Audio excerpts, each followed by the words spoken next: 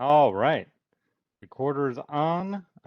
Hereby call together the subcommittee on nonpartisan redistricting for the Clark County Charter Review Commission at 6:39 with full attendance. Look at that. Proud of us.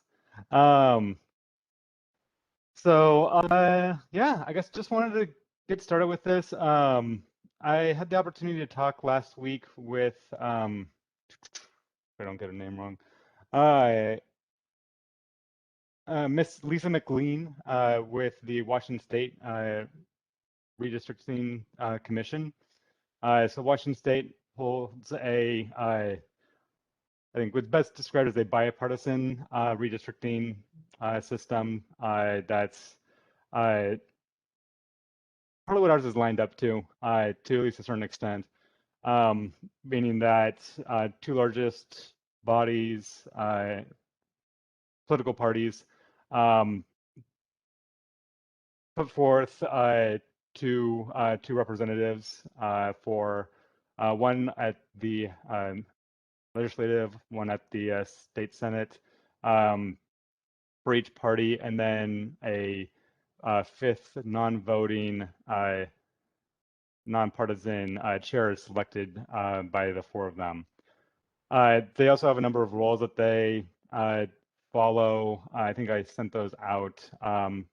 That refer to how involved the members can be with political parties, which is next to none during their service, unable to run for elected offices throughout, I think, a 2-year process after, or they couldn't have been an elected official for a year before. So there's a number of rules that help ensure that people aren't setting up future political runs for the members of the Redistricting Commission. And so it was interesting getting an opportunity to talk to Lisa, who is the executive director of the non the independent bipartisan redistricting commission. We had a bit of chat. It's a busy time for them. I think they just released their first draft of the state maps for review. I think the morning that I talked to her, so it was a busy day. But she was able to fill in some of those processes and how they've seen it working around the state, since this is something that is largely on the shoulders of charter counties such as us. So it was good getting to see the perspective of how our state handles it versus other states, especially with the more traditional model of legislative bodies doing all the redistricting versus an independent commission that is bipartisan, or the complete independent redistricting commissions that are much like our commission, voted upon by it seems by their communities or by their states. So it's interesting. I was still working through some of the various different versions in different states, um, as well as seeing how some of the other counties around us acted out their methods.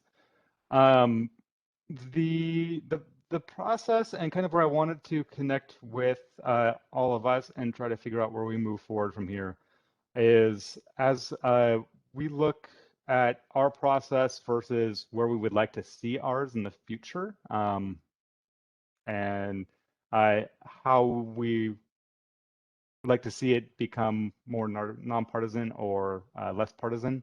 Um, what steps would that require, and what steps would that um, what information, what research would we need to do moving forward to make sure that we have a well-informed draft amendment as we move forward. With the way ours is currently set up, it is that same bipartisan commission that is chosen by the county councilors. I was listening to one of the meetings while they did the interviews of members recently, just last month, I think a few weeks ago. So our process is underway at this point. So it's going to be interesting to see this play out as we're also trying to do the consider all of this. So each party put forth their recommendations of two members of that the parties recommended. The chair will be chosen later, but that's about where the guidance on ours ends, with the charter, the current charter in place. Its process is a little drawn out of how long they have to work on it and the prescribed steps, but the membership that's about where it's prescribed. So I guess I kind of want to kick off a chance for us to talk and see what's on people's minds of where you would like to see this moving forward, and how we would how we'd hope to see it look. So if anyone's got anything on their minds, and I will go last since I've been doing all my homework on this recently, and I don't want to influence people's thoughts at this point. Chris, I think your hand is raised. Yes. Yeah. Listen, what you talked about with the person you spoke to, it sounded like a lot of their concerns about the stipulations and rules around the selection of these folks was more of a concern about malfeasance than what the priority that I had coming into this issue was more one of inclusion, not so much about being concerned about somebody having being in proximity of that elected office or active in a party. I'm not sure there's any way to realistically avoid that with folks who are part of a party like that.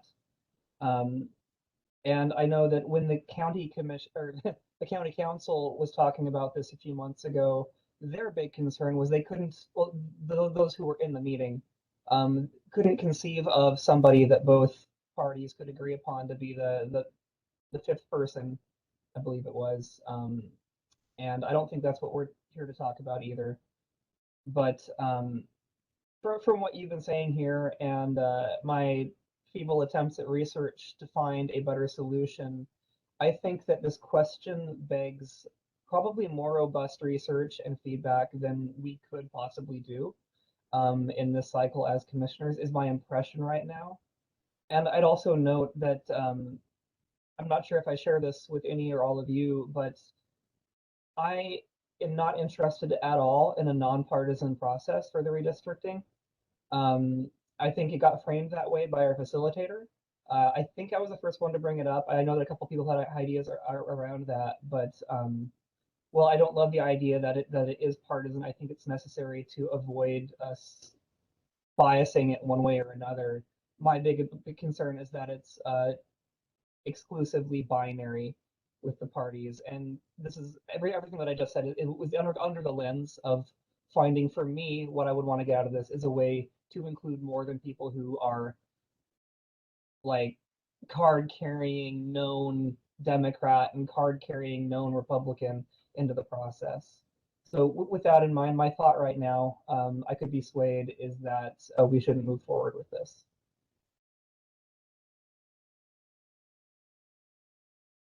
Kim? Sorry, Commissioner Harless.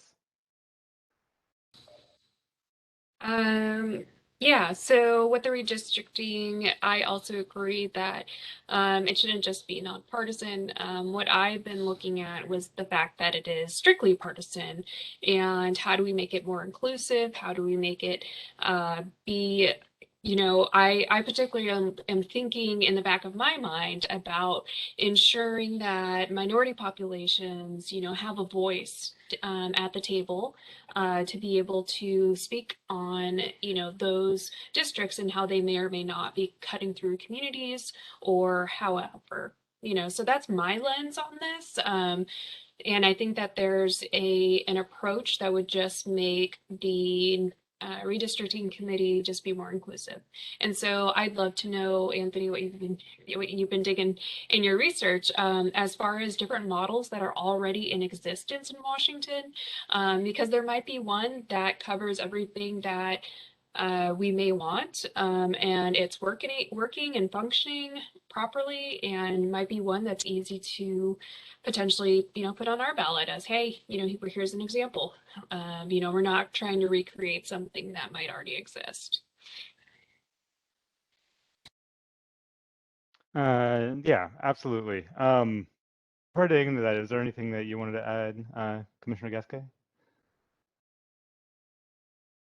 No, not really. Actually, I think Commissioner Goodwin and also Commissioner Harless kind of both touched on the things I was thinking. Is like, I'm not really sure that we have the time to really dive into this, but if there is something out there already that we can lean on that can make it more inclusive, would be great. Although I do kind of like the idea of putting in more stuff about precluding like party leaders from doing it. I think that people who are super hyper partisan maybe shouldn't be the people we're selecting from. I think the vice chair of the Democratic Party was on the list to be chosen. And so I think kind of like picking, like kind of excluding them from party leadership might be a good idea. But I don't know if we really want to fight that fight this year. Yeah, and some of it, I think at the state level, I think like PCOs are included on the election positions you can't hold, like the year before, the 2 years after, to be considered for the role. So I think that's probably one of the ways they help cut down on that that level of being active.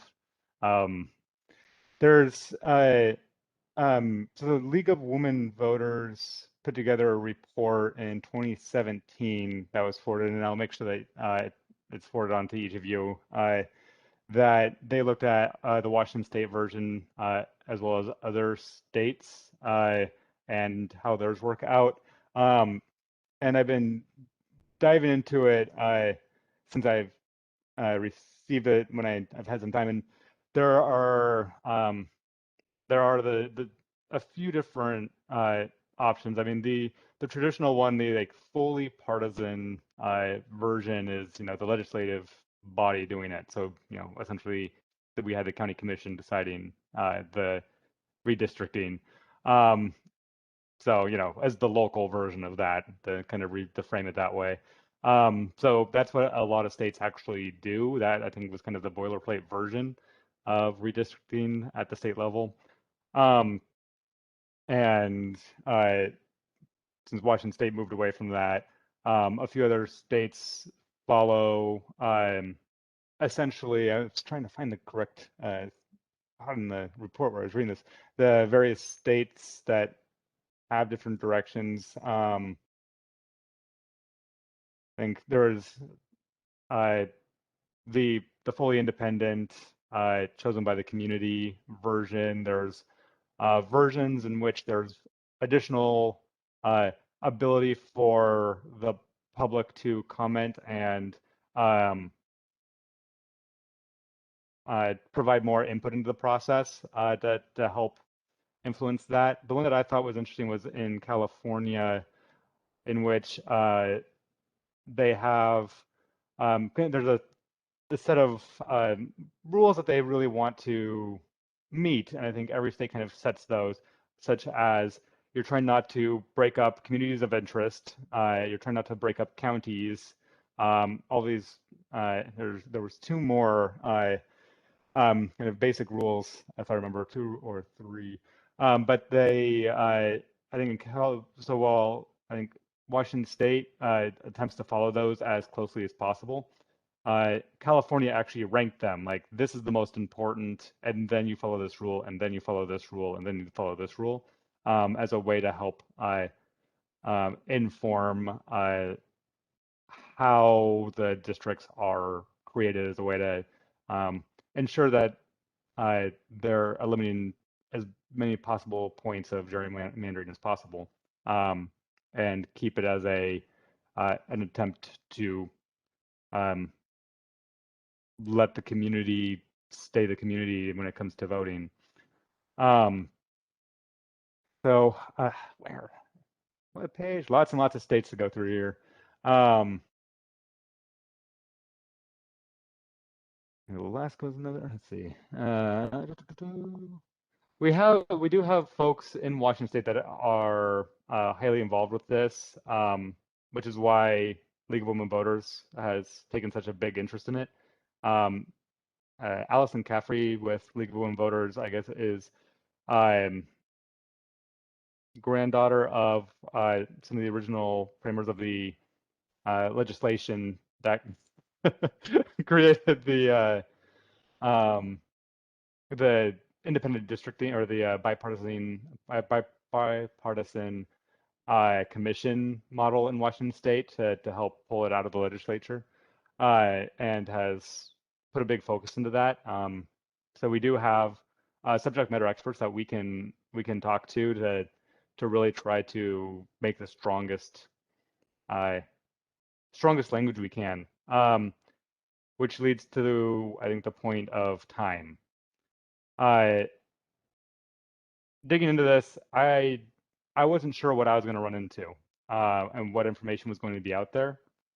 And I do worry that at this point, I do worry that if we rush this process, then it could be something that could be difficult to remedy if something could be inadvertently created negatively in this process. That if we had the time to really follow the strings on this and ensure that we had the best process available, or the best amendment available to move forward in a way that could really represent our community in this district in the future. There is a lot of homework to do on this still. There's still a lot to learn, and a lot of people I think that we would need to reach out to ensure that we shape this properly. And I do have the concern that I don't know if I feel comfortable fitting into the time frame that we currently have, and I think it's something that I'd rather see driven forward in the future by another charter review commission to ensure that it is done correctly then, and is allowed to be one of the more focused ones that really make sure we've done this as correctly as we can. Yeah, Commissioner Harless. I guess it's more of a question. So if we don't push forward with something in order to gain more research, and I understand that completely. That if the proposed amendments do not pass, hypothetically, that would be another 10 years that the Charter Review Commission would convene, again, which would not coordinate with the census again. And so that would be my only worry with not doing something right now. There is, the people can propose an amendment themselves, at some point, but the likelihood of that's pretty slim in my opinion, especially on something like this. That would be it's more of a question to you all, and I'm just looking at pros and cons and possible outcomes of either decision. And that one is one that I worry about personally. I think Yeah. this one, at least, it's not terrible the way it is. And I would rather see something that was strong and researched, and there was community feedback in the process, and it wasn't rushed, and it was likely to get passed on the ballot a year from now, than something that was slapdash put together. Not to say that it wouldn't have been like good effort towards it, but I have trouble seeing how we could put something together in the time that we have this year, with full appreciation of Commissioner Harless's concern about the 10 years too. And I think about if there was going to be a community push for an amendment, it would have to be like an organized. Any of the community amendments would have to be organized, and I don't know if that would include members of the current commission or the people who initially got the charter set up, getting behind it and mobilizing. But that could happen sometime within the next 10 years. But yeah, I just, considering the two options of trying to put something together that I don't think would be really the best quality versus waiting, I think I would rather wait. Yeah, in my digging in, it's hard to find anything but the process from I guess 2011, because that was one of my interests, is if what our process was then, and there's little to it, no documentation on the current county website on how that played out 10 years ago. So I don't know if we used this model back then or what it was, because I think that would, I mean, that would be kind of a big influence on helping me make a better decision on this, if we knew how this played out before and in which model was used to do it for the commission. So I don't know if anybody has found any information on that. Because if this is the first time that we've used this model, I think watching how it plays out has benefit. And then being ready to, 10 years from now, state what we saw, what we observed, and make sure that us as some of the people who've done homework on it, along with the current commission members themselves, who will really be the subject matter experts at the end of this, but having that ability to talk to the locals and work with the future Charter Review Commission to help shape this with the observations that we would have, I think, gives us a future space in helping our community grow in whatever space we are at that time, setting us up for future work if we go that way. But yeah, so I guess that's the question. I think part of it is whatever we decide on here, I think becomes basically a recommendation to the commission next week, and we let them decide whether or not they would take, whether we advise moving forward or waiting and allow for better research and development of those amendments. So it will ultimately, I think, be up to them or the rest of us, I guess. I think it might have been different if this was one of our first 5 priorities back in the early part of the year. Just a little comment there. Yeah, and I'll just lastly one more mention of, it's about being proactive versus reactive. And so far there hasn't been any incidents in our community. I know a lot of the proposed amendments were due to reaction towards, issues that had popped up since the charter was passed, and we've been focusing mostly on fixing proposed amendments that could possibly fix those issues, which is reactionary. So far this commission has not been an issue that I'm aware of, and so it's just us being proactive towards developing a solution towards something that hasn't been a problem yet, and as such we probably, I guess, should be more focused on those other proposed amendments that might be on the 2022 that are reactionary towards issues we need to ensure get fixed. Yeah. I'm fine with either direction. So yeah. All right. Well, so I guess for the moving forward, to be prepared for our next meeting, do we want to vote and see where we stand on the whether to advise moving forward this round or holding off. Yep. Okay. So I guess I don't know if I want to do this roll call or let's call it roll call, I guess. Is there a motion? Do I get to say motion as chair? I don't know I how think this you need a works in motion the in subcommittee. in the subcommittee. You can run it however you want to. So I guess I propose that we recommend tabling the discussion of redistricting at this time.